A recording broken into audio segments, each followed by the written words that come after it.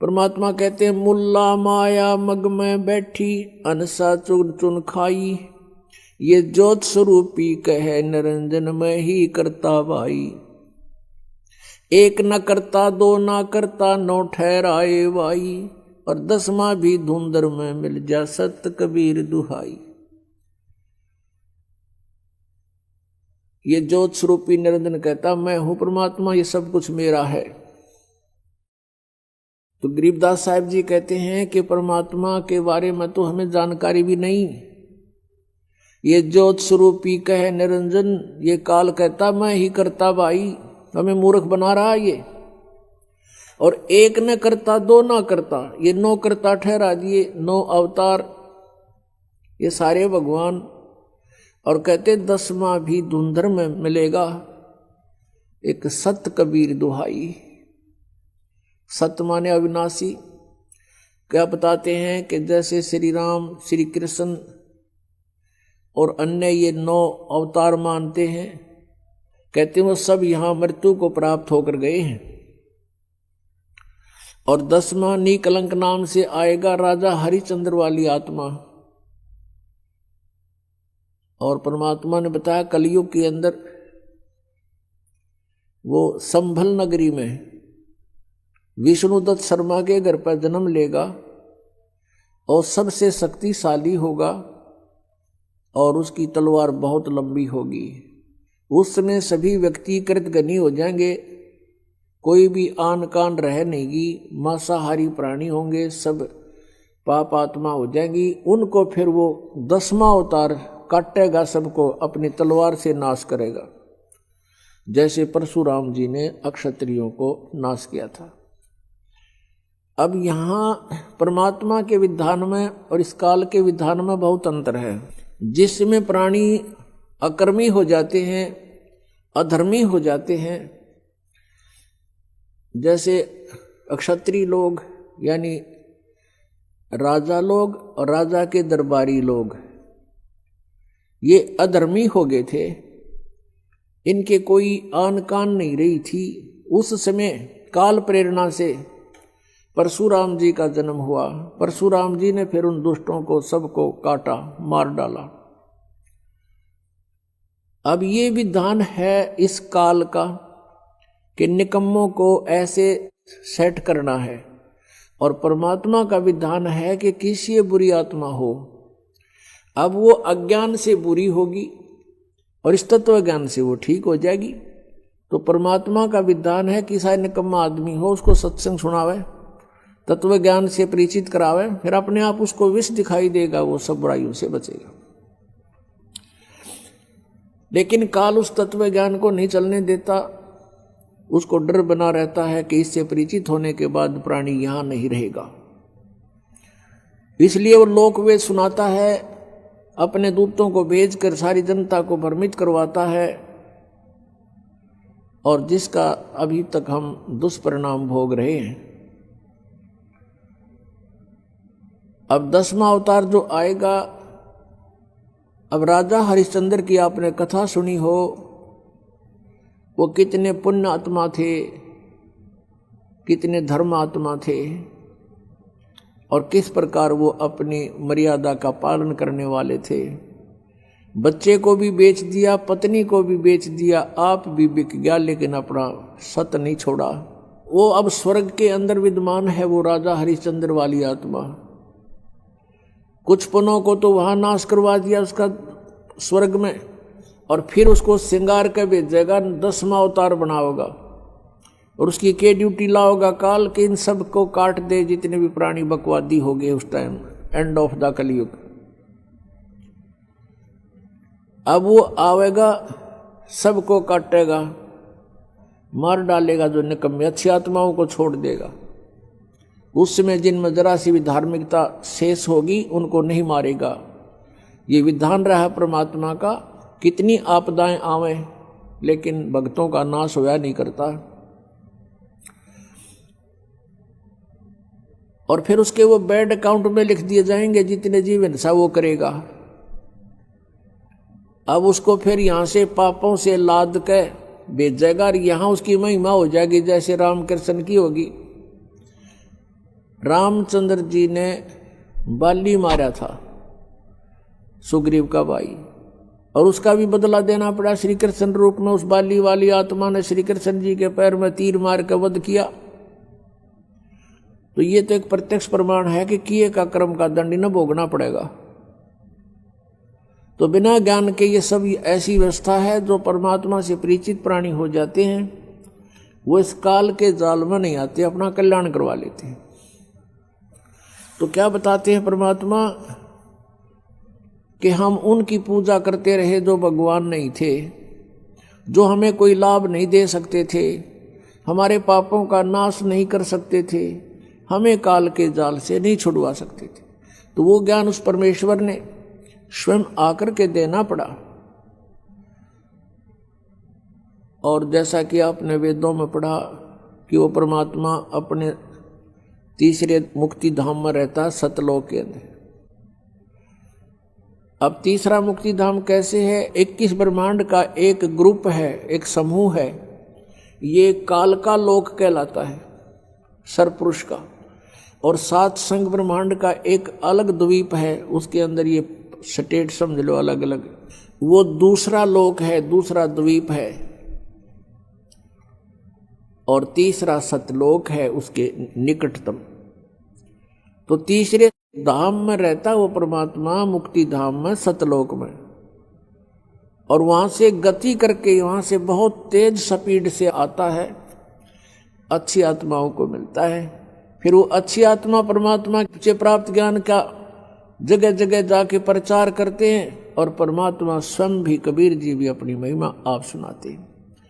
चारों युग में संत पुकारे, कूक कहा हम हेल रे, हीरे माणिक मोती बरसे, ये जग चुगता ढेल रे।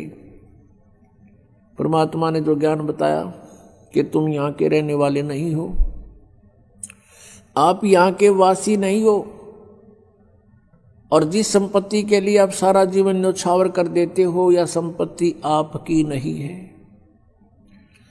काया तेरी है नहीं, ये माया कहाँ से हो, चरण कमल में ध्यान रखो, तुम इन दोनों को खो।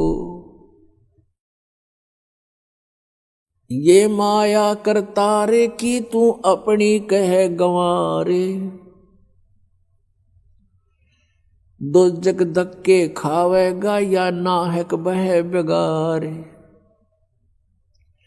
सर्व सोने की लंका होती रावण से रणधीरम, एक पलक में राज बिराजी जम के पड़े जंजीरम। मन तू सुख के सागर बसरे, भाई और न ऐसा यसरे। सर्व सोने की लंका थी, रावण से रणधीरम, एक पलक में राज बिराजी और जम के पड़े जंजीरम। अगम निगम को खोज ले, बुद्धि विवेक विचारे, उदय अस्त का राज मिले, तो बिन नाम बेगारे।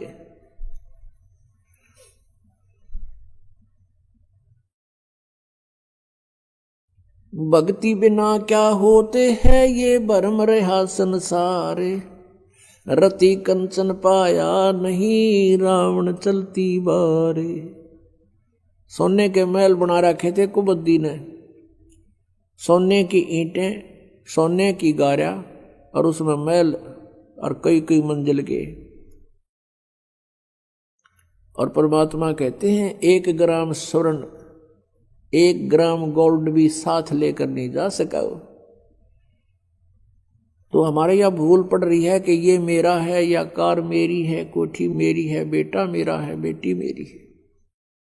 जिसमें आपकी यह भूल हटेगी तब आपकी भक्ति फलेगी कि ना बेटा आपका है, ना बेटी आपकी है, ना यह कार आपकी है, ना कोठी आपकी है।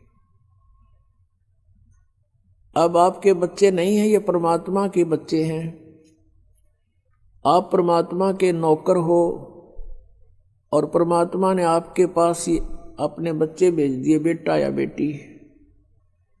इनको आप अपना मान कर करते हो तो या भूल भारी है आपके, लेकिन ये जीव के बस की भी नहीं। इस ज्ञान से धीरे धीरे और भक्ति से, इस एंटीबायोटिक औषधि खाने से, ये तत्व ज्ञान रूपी वचन सुनने से आपको बिल्कुल समझ में आ जाएगी कि सचमुच यहाँ अपना तो शरीर भी नहीं है। तो हमने इन बच्चों को जो आपको भगवान ने दिए हैं, इनके दास नौकर बनकर आपने इनकी परवरिश करनी है। भगवान से डर के इनकी सेवा करनी है, जैसे एक नौकरानी और एक नौकर मालिक के बच्चों की कितनी केयर टेक करता है। इस दास को इतिहास अब याद आते हैं, उदाहरण आते हैं जो संसार में घटे हुए हैं। भगवान ने जो हमें उदाहरण दिए हैं वो सत्य हैं।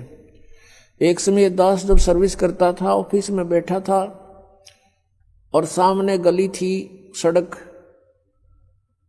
और ऑफिस से 2 मकान छोड़कर लेफ्ट साइड में एक बहुत बड़े धनवान व्यक्ति का मकान था, कोठी थी।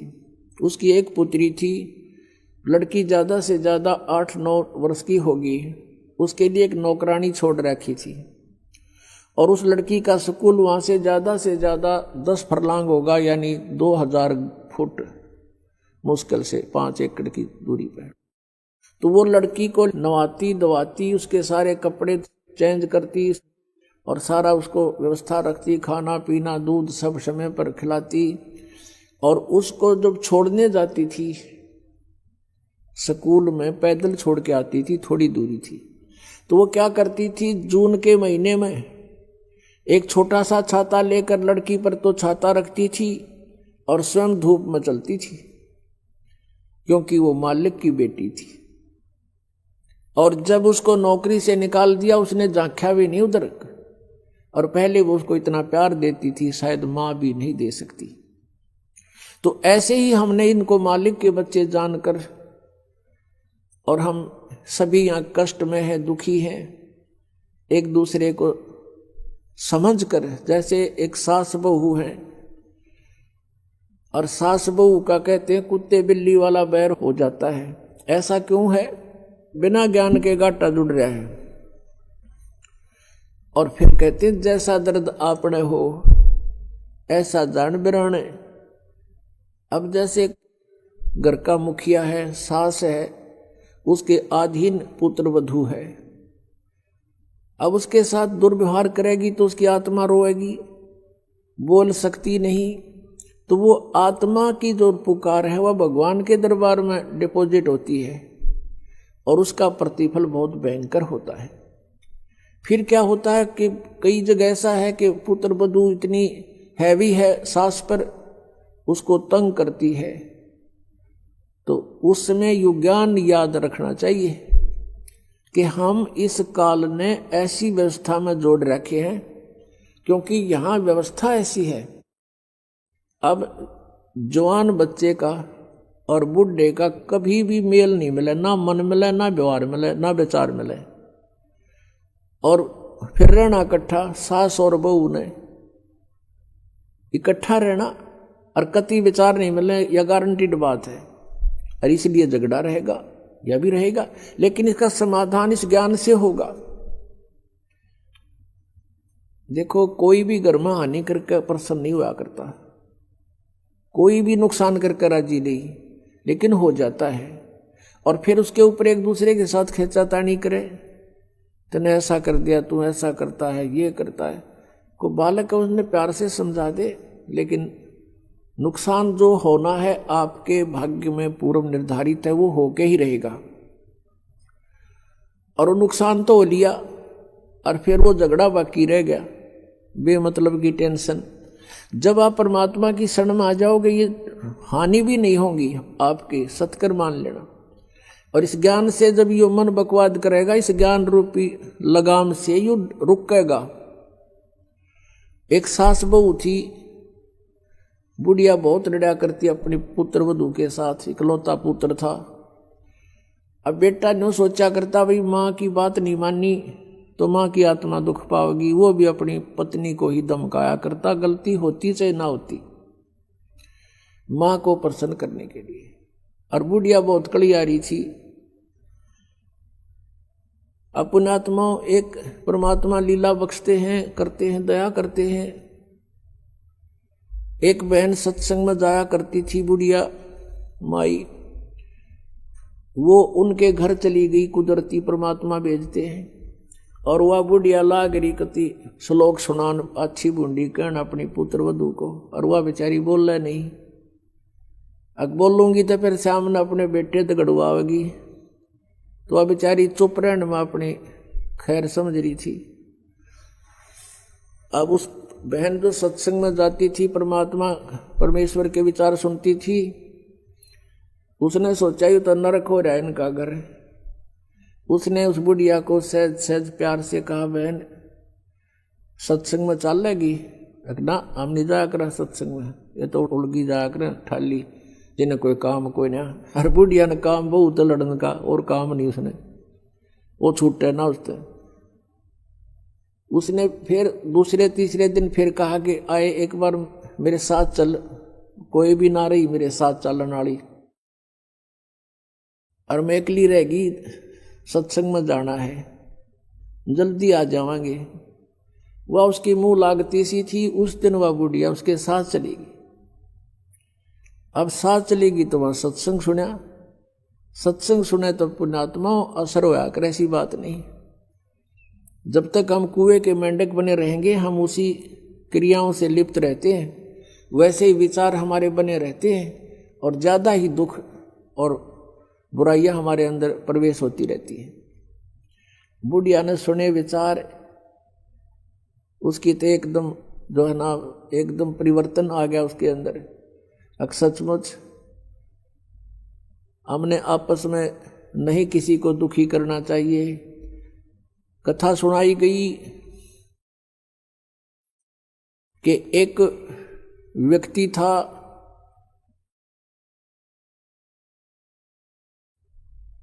वो कहीं पर साधना कर रहा था,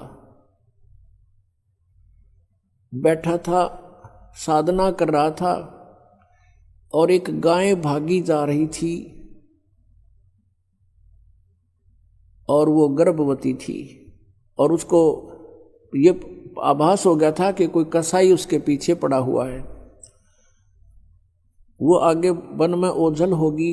शिकारी वहां आया, उस साधक से उसने पूछा, गाय देखी आपने? कहते मुंह से नहीं बोला, उसने हाथ कर दिया, ऐसे किधर गई? वो कसाई ने वह गाय ढूंढ ली, वो मार दी। उसका भी प्रतिफल उसको भोगना पड़ा। कहते हैं फिर उसकी बाजू कट गई।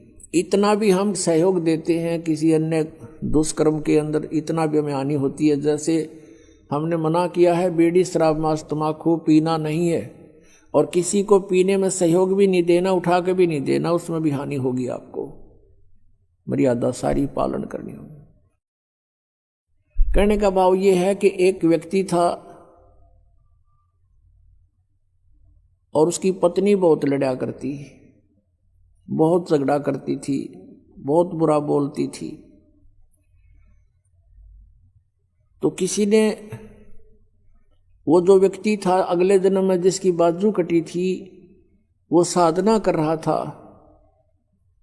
साधना कर रहा था, कहीं पर अगले जन्म में भक्त बन गया। तो उसकी किसी ने आकर के अचानक पहले तो उससे पैसे पूछे, बाबा जी पैसे निकाल सारे।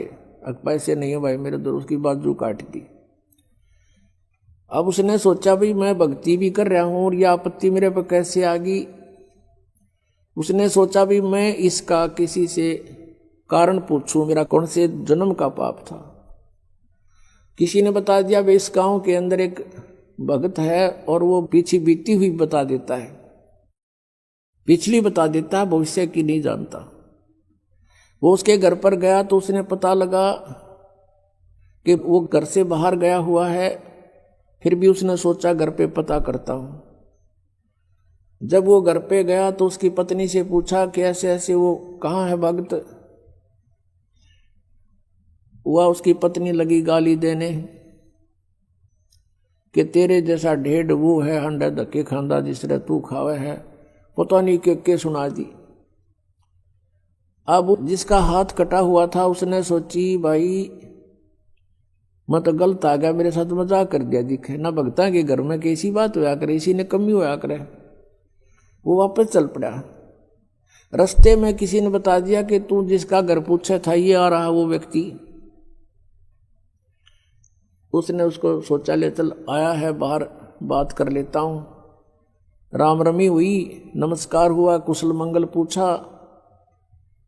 जिसका हाथ कटा हुआ था उसने पूछा कि भाई एक बात बता, क्या तू पीछे की जानता सारी? कहा जी दया है भगवान की। भाई पहला मेरी तो पाछा बताइए, पहला तू अपनी बताया, तेरे घर में इसी बूंदी कलियारी क्यों करा रही है? ऐसी बेहुदा बोली वाह न, बोला या भी बताऊं, पहला यह सुन ले तू। पिछले जन्म में मैं था काग, या थी गधी, और जब कुमार इसने छोड़ देता, इसकी कमर टूटी हुई होती थी, मैं इसकी वो खाता था, टूटी हुई कमर से उन जख्मों से मांस खाता था। तो आज भाई अपना बदला ले रही है मेरे से, और ये इतने जख्म करेगी मेरा जितने मन न कर रखे हैं। तब उसने पूछा भी फिर मेरा हाथ क्यों कर कटा? मैं तो भगत आदमी, और यू कैसे जुल्म हुआ मेरे साथ? उसने बताया कि पिछले जन्म में भी तू भगत था, और तूने एक गाय के कटने में सहयोग दे दिया, तूने न्यू हाथ कर दिया कि इधर गई, बोला नहीं तू ऐसे गई, इससे तेरा हाथ कटा। अब कहते हैं तुमने दरगाह का महल नहीं देखा, धर्मराज के तिल तिल का लेखा। अब इस तरह कहते तुम एक दूसरे को सताओगे तो तुम्हें आगे फिर दंड भोगना पड़ेगा। वह बुढ़िया के बात समझ में आएगी, अकबर ने तो जुल्म कर दिया। उसके बाद अपनी पुत्र वधू को वो बिल्कुल शांत रहे, बोल ही नहीं फालतू। सत्संग में ये भी सुनाया गया कि जो कुछ हानि होनी है वह तो हो चुकी, और पाछा वो खाम खा महाभारत बनाने की कोई आवश्यकता ही नहीं। वो तो दूना दुख पैदा करने वाला वो वस्तु आवे नहीं वापस। एक दिन क्या हुआ, वह पुत्र वधू गाय भैंस का दूध निकाल के और ऊपर कड़ियों में कड़ा डाला कर दे, हुक लंबा सरिये का हुक ला देते, और उसमें बाल्टी टांग देते थे कड़े में, हुक में, कुत्ते बिल्ली से बचाने के लिए। अब उस पुत्रवधू ने वो ऊपर, क्योंकि ऊंचा होता था, गर्दन नीचे रखनी पड़ती थी, न्यू कर टांगन लगी, वो की तो उल्टी साइड में लग गया। उसने सोचा टंग गया, हाथ छोड़ दिए, वो बाल्टी नीचे गिर गई, सारा दूध फर्श पे फैल गया। अब पुत्रवधू ने देखा बुढ़िया की तरफ, अकी वो होगी ओन अनो बिरना कई दिन का सांग हो गया यो। अब उसकी तरफ देख रही है बेचारी भयभीत दृष्टि से। बुढ़िया कहती बेटी कोई बात नहीं, हमारे भाग में नहीं था यो, और इसको उठा ले ऊपर ऊपर से और भैंस को ही डाल दे बेटा उसके चारे में। ये अपने भाग में नहीं था इसलिए गिर गया, कोई बात नहीं। अब उस पुत्र वधू ने सोचा आज बुढ़िया कौन सा स्टेशन पकड़ेगी, या तो कदे 16 बातें बोलिया नहीं करती। काफी देर उसका जची नहीं, बुढ़िया फिर शुरू हो गया ऊपर ले मन तक कहती हो कदे। वह बुढ़िया खड़ी हुई, 7 लाख का बेटा ठा इसने, और भैंस के चारे में डाल दे, कोई दिक्कत को नहीं। अब उसने सोची अपने बेटे ने बतावेगी, मेरे तो ना कहती होगी, तो वो भी आ लिया, पुत्र भी उसका कोई जिक्र नहीं करा बुढ़िया ने। तब उस माई ने, उस बहन ने सोचा भाई इतना परिवर्तन आया क्यों कर इसमें, उसके चरण दबावे, सेवा करे। फिर पता चला कि बेटी मैं सत्संग सुन के आई हूं, और बेटा मैंने आज तक जो गलतियां की, तेरी आत्मा दुखाई बेटा, मैं माफी मांगू तेरे थे। वह पुत्र वधू रोन लाग गई, बोली माँ कोई बात नहीं, अब तो माँ तुल्य हो और मेरे हित में ही कुछ कहती थी। उस दिन से पुत्र वधू ने भी नाम ले लिया, फिर धीरे धीरे उसके बच्चे ने भी नाम ले लिया, और घर में नरक के स्थान पर स्वर्ग हो गया। अब इस परमात्मा की वाणी से, ज्ञान से स्वर्ग तो यही हो जाएगा, और सतलोक हमने जाना है, फिर भक्ति करके वहां सतलोक चले जाएंगे, महासुख वहां हो जाएगा। तो इस प्रकार वो परमात्मा आकर हमें ज्ञान देता है, उसके ज्ञान से हमें पता चलता है। इसलिए कहा कि